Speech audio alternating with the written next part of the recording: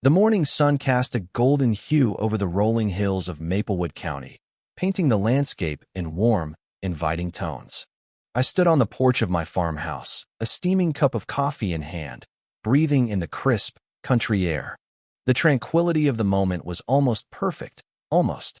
The faint hum of nature was interrupted by the distant rumble of an approaching vehicle.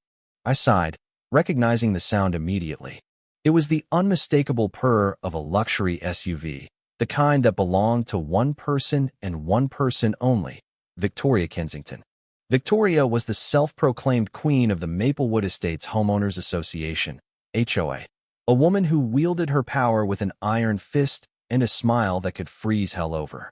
She had a knack for turning peaceful mornings into bureaucratic nightmares, and today was no exception. The SUV came to a halt at the edge of my property, and Victoria stepped out, her designer heels sinking slightly into the soft earth.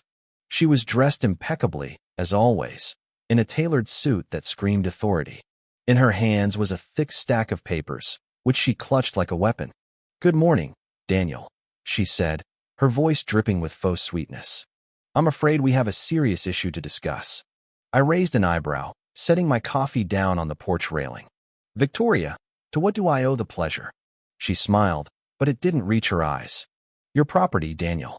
It's in direct violation of several HOA regulations.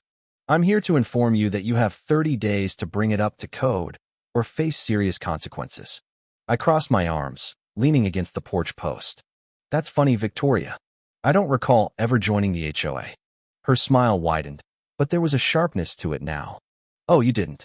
But last month, the board voted to annex your land into the Maplewood Estates HOA. It's all perfectly legal, I assure you."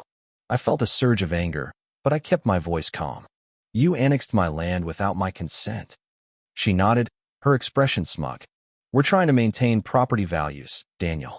And frankly, your farmhouse, that old barn, and that pond," she wrinkled her nose in distaste, "don't exactly scream luxury living. The board has voted, and you need to make immediate renovations or face the consequences." I took a deep breath, forcing myself to remain composed. "Victoria, let me make something very clear. You don't own this land. You don't have any authority here. Whatever nonsense your board decided in that little clubhouse of yours doesn't apply to me." She smirked, clearly enjoying herself. "Oh, but it does. You see, we've already reported your violations to the county. You'll be hearing from them soon." That's when I realized that Victoria had no idea who she was dealing with. I wasn't just some random farmer. I was the county inspector, the guy who actually decides what's up to code and what isn't. But I didn't let her know that just yet. I took the stack of papers from her, flipping through them with a bemused expression. "This is impressive," I said, chuckling. "You've got a whole list here. Unapproved fencing, unaesthetic barn doors, and— Wait, hold on. You're fining me for having a rooster." She nodded, her smile unwavering. "Noise ordinance." I burst out laughing. "Victoria, I live on a farm. Roosters are kind of part of the deal." She crossed her arms, her patience clearly wearing thin. "And now that farm is under the HOA. You have 30 days to comply, Daniel. If you don't, we'll take action." I tossed the papers back onto her SUV. "Well, Victoria, as much as I'd love to stay and chat about your illegal land grab, I have real work to do." She pursed her lips, clearly not used to being dismissed so easily. "You'll regret this, Daniel." I watched her drive off, shaking my head. My dog, Max, let out a low growl beside me. "I know, boy," I muttered. "She's a menace." I thought that would be the end of it. Just another HOA power trip that would fizzle out when they realized they couldn't enforce their nonsense laws on someone who wasn't part of their little dictatorship. But I underestimated Victoria's level of pettiness. 3 days later, while I was out on a job inspecting a commercial property, my phone buzzed with an emergency call. It was my neighbor, Old Man Jenkins, a retired firefighter who had seen his fair share of chaos. "Daniel, you need to get home now," he said, his voice urgent. "It's the HOA. They've brought in a demolition crew. They're tearing down your farmhouse." I nearly dropped my phone. "They what?" "I'm watching it happen, son. They've already taken down your barn. Your house is next." I didn't even hang up. I just jumped into my truck and floored it back home, my heart pounding in my chest. The road blurred past me as I gritted my teeth, rage boiling in my chest. This wasn't just about some petty fines anymore. They had crossed a line. By the time I reached my property, it was too late. My barn was nothing but rubble. The pond had been drained, the windmill knocked down, and the wrecking crew had their equipment lined up to take on my house. And there, standing with her arms crossed like she had just won the lottery, was Victoria. I slammed my truck door and stormed toward her. "What the hell have you done?" She looked me over with a smirk. "I told you, Daniel. 30 days. You didn't comply, so the board voted for demolition." I clenched my fists so tight my knuckles turned white. "You don't have the authority to do this." "Oh, but we do," she said, her voice dripping with condescension. "The HOA has full discretion over property maintenance. And since your house was deemed a dangerous structure, we expedited the process." I turned, scanning the wreckage. Max whined beside me, his tail tucked between his legs. My grandfather had built that barn with his own hands. My father had maintained it for decades. And now it was gone, all because some power-hungry HOA president wanted to make the neighborhood look cleaner. But Victoria had made one final mistake. She thought she had won. What she didn't know was that I wasn't just going to fight back. I was going to end her entire HOA. I spent the next 24 hours gathering every piece of evidence I could find. Security footage of the demolition crew arriving, forged notices Victoria had sent me, falsified reports claiming my house was condemned, property records proving my land was never legally part of the HOA. Every email, every recorded conversation, every shady financial document I could find on Victoria and her little empire. And thanks to some connections at City Hall, I found something even better. Victoria wasn't just running a power-hungry HOA. She was running a scam. Her HOA had been collecting massive fines from homeowners for years, claiming the money was for community improvements. But the records didn't show a single improvement project. No road repairs, no landscaping upgrades, no community center renovations. Instead, the funds had been quietly siphoned into an account registered under a real estate development company owned by Victoria's cousin. It wasn't just unethical. It was illegal. By the time morning rolled around, I had everything I needed. And I was just getting started. The first strike came before Victoria had even finished her first cup of overpriced latte. A county compliance officer showed up at her doorstep with a cease and desist order. Effective immediately, all HOA activities were frozen pending an official investigation. That meant no more fines, no more citations, no more enforcement of their ridiculous rules. The HOA's power was officially shut down. The second strike came when I walked into the next HOA board meeting unannounced, carrying a thick file of documents under my arm. The moment Victoria saw me, her expression twisted into something between rage and panic. "You are not allowed in this meeting," she snapped. I ignored her, dropping the file onto the table in front of the board members. "I think you'll want to see this." One of the board members, an older man who had clearly been dragged into Victoria's schemes without realizing how deep they ran, flipped through the papers. His face went pale. "Victoria, what is this?" I leaned against the table, my voice casual. "That's proof that Victoria's been embezzling HOA funds for years, illegally annexing properties, faking violations, and destroying homes without permits." Victoria's eyes darted around the room. "This is absurd. He's making this up." I pulled out my phone and pressed play on the recording I had taken the day before.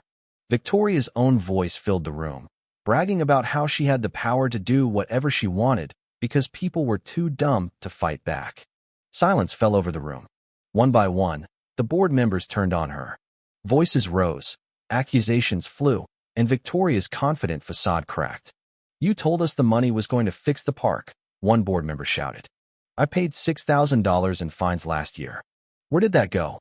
Another board member chimed in. "You said Daniel's house was condemned. This paperwork says otherwise." Victoria backed away, her hands trembling. "This is a misunderstanding. We need to." The doors burst open, and two uniformed officers stepped inside.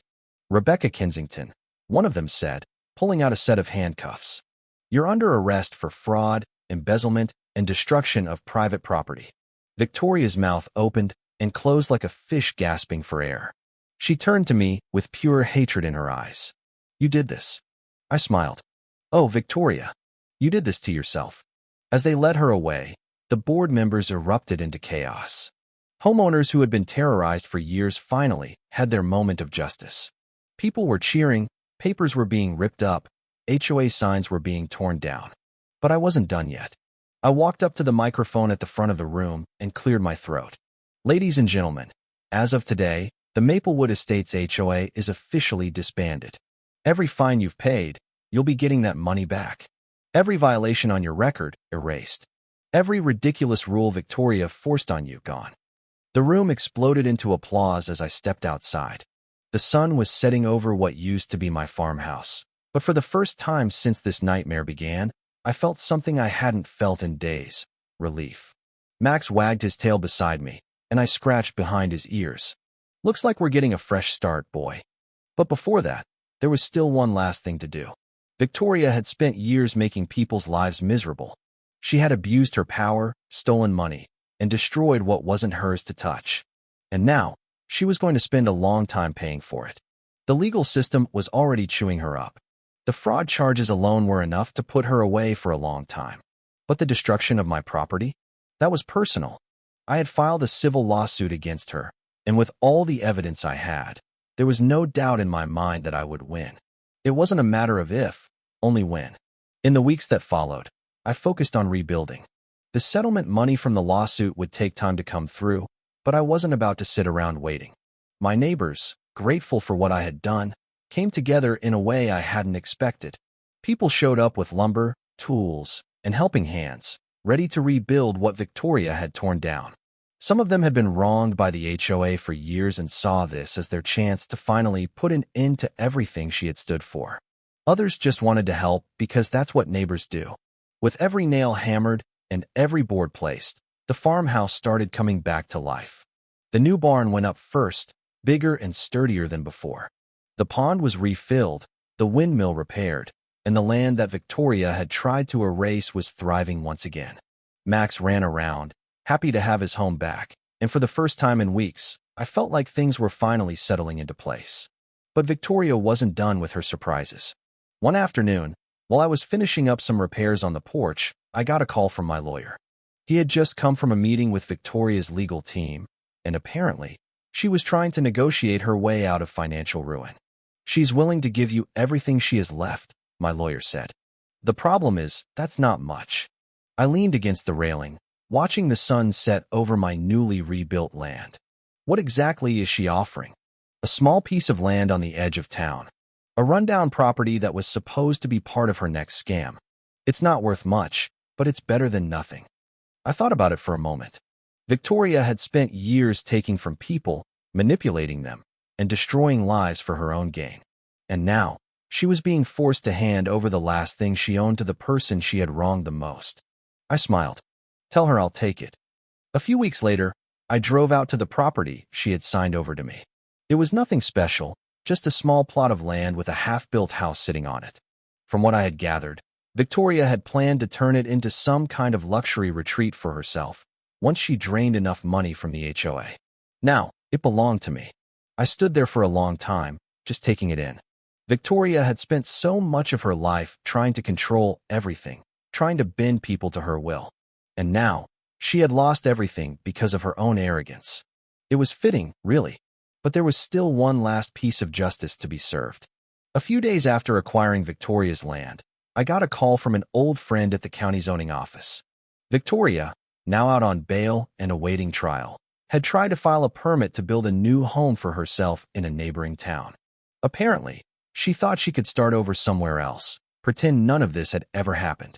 But the thing about karma is, it always finds a way to balance the scales.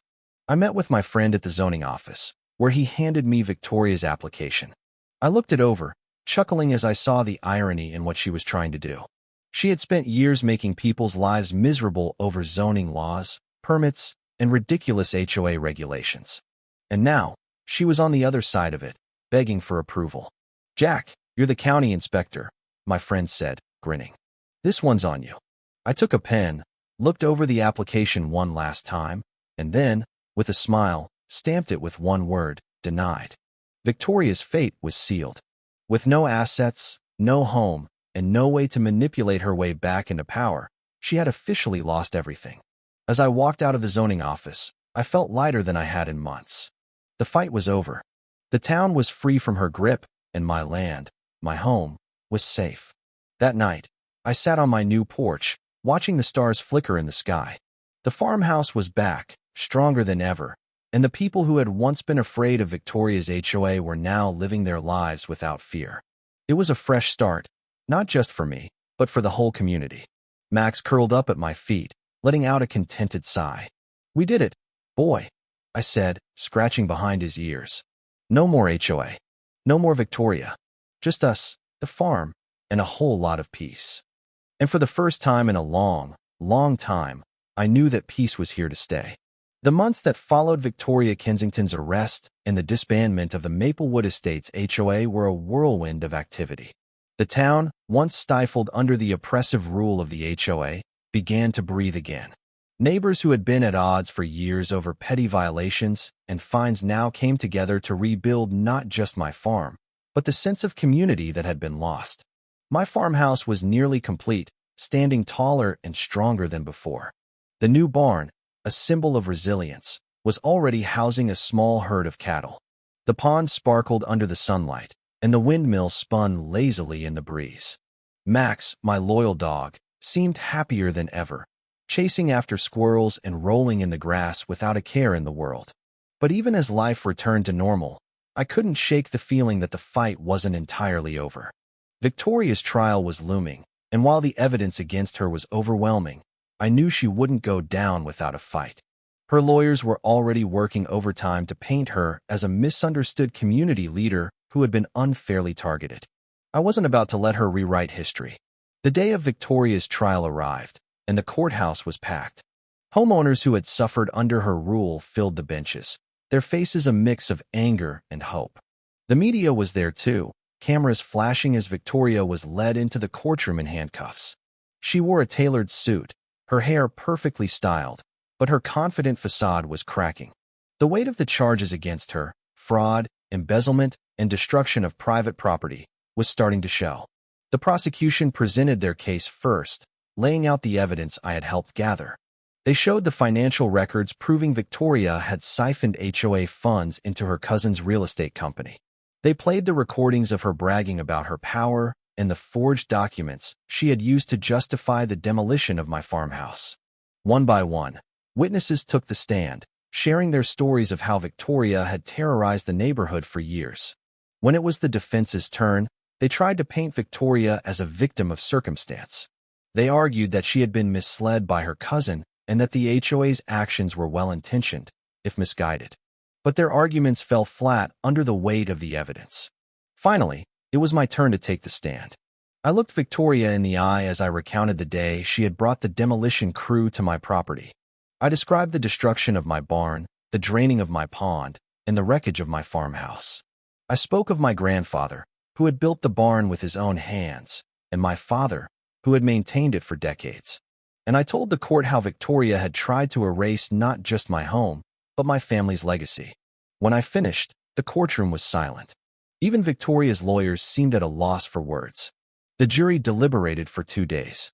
When they finally returned, the tension in the courtroom was palpable. The foreman stood and read the verdict, guilty on all counts. Victoria's face went pale as the judge sentenced her to 15 years in prison, along with restitution payments to the homeowners she had defrauded. As the bailiffs led her away, she turned to me, her eyes filled with a mixture of hatred and despair. "You think you've won," she spat. "But this isn't over." I didn't respond. I didn't need to. The look on her face said it all. She had lost everything: her power, her reputation, her freedom. And she had no one to blame but herself. With Victoria behind bars, the town began to heal. The money she had embezzled was returned to the homeowners, and the ridiculous HOA rules were erased for good. Neighbors who had once been at odds now worked together to improve the community. A new park was built, roads were repaired, and a community center was established where people could gather without fear of fines or citations. My farm became a symbol of resilience. People from all over the county came to see the rebuilt farmhouse and hear the story of how one man had stood up to the HOA and won. I even started hosting community events on the property, farmers markets, barbecues, and holiday celebrations. It was my way of giving back to the people who had supported me during the darkest days. One evening, as I sat on the porch watching the sun set over the fields, I received a letter. It was from Victoria. Against my better judgment, I opened it. Daniel, I know you have no reason to believe me, but I want to apologize. Not for the trial or the verdict. I still believe I was unfairly targeted. But I do regret the pain I caused you and the others. I thought I was doing what was best for the community, but I see now that I was wrong. I let my ambition blind me, and in the end, it cost me everything.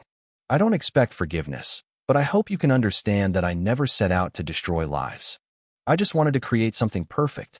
I see now that perfection isn't something you can force. It's something that grows naturally, through trust and cooperation. I hope you can find it in your heart to move on, as I am trying to do. Victoria. I folded the letter and set it aside. I didn't know if her words were genuine or just another attempt to manipulate me, but it didn't matter. The past was behind me, and I had no intention of letting it dictate my future. A year later, the town held a celebration to mark the one-year anniversary of the HOA's disbandment. The park was filled with laughter, music, and the smell of grilled food. Children ran through the grass, and neighbors chatted like old friends. It was everything a community should be, free, vibrant, and united. I stood at the edge of the crowd, watching the scene with a sense of pride. Max sat at my feet, his tail wagging as he watched the children play. Looks like we did it, boy, I said, scratching behind his ears. No more HOA. No more Victoria. Just us, the farm, and a whole lot of peace. As the sun set and the stars began to twinkle in the sky, I felt a sense of closure. The fight was over, and the town was finally free. But more than that, I had found something I hadn't realized I was missing, a sense of belonging. The farmhouse, the barn, the pond, and the windmill were more than just buildings and land. They were a testament to the resilience of the human spirit, a reminder that no matter how hard someone tries to tear you down, you can always rebuild. And as I looked out over the fields, I knew that this was just the beginning. The farm, the town, and the community had a bright future ahead, one built on trust, cooperation, and the simple joy of living free. Thank you for taking the time to listen to today's story on Store of Good Stories. If this story touched your heart or made you think, don't forget to hit like and share the video to spread this positive message to more people. And if this is your first time here, make sure to subscribe and turn on the notification bell so you won't miss any of the meaningful stories we share every week. Your support is the biggest motivation for Store of Good Stories to keep bringing heartfelt and valuable stories to you. See you in the next video.